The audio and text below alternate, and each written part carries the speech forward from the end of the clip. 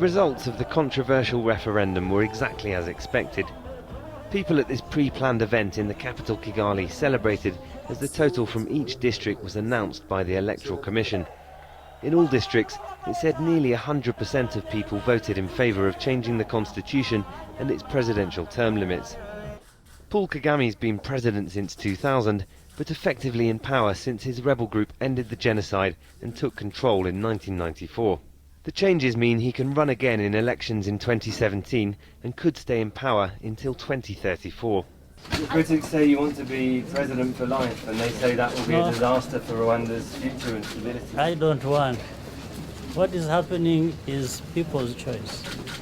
So ask people why they want it. Since the referendum was announced just 10 days ago, politicians have been urging support for the changes. We've been told that people were pressured into attending rallies, but the government says they came freely.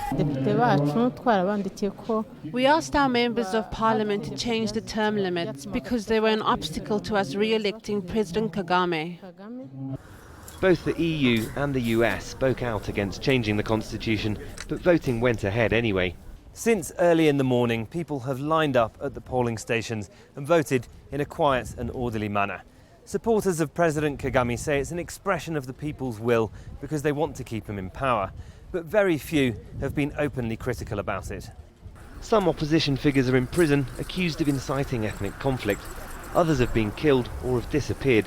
The government denies it's responsible. It's easier to find vocal critics in other countries. Peter Mutabaruka was born in Rwanda but campaigns against the government from London. He says he receives regular threats for it. It's a big shock to the world and to us that there is a referendum which has been arranged in 1 week to see or to allow President Kagame to continue being president for life, essentially. And we think it's illegitimate. President Kagame's supporters say he's loved for bringing stability and development to a country that suffered so much violence. And they say the referendum results reflect that. But critics say the political climate means it's not possible to tell how popular he really is. Malcolm Webb, Al Jazeera, Kigali, Rwanda.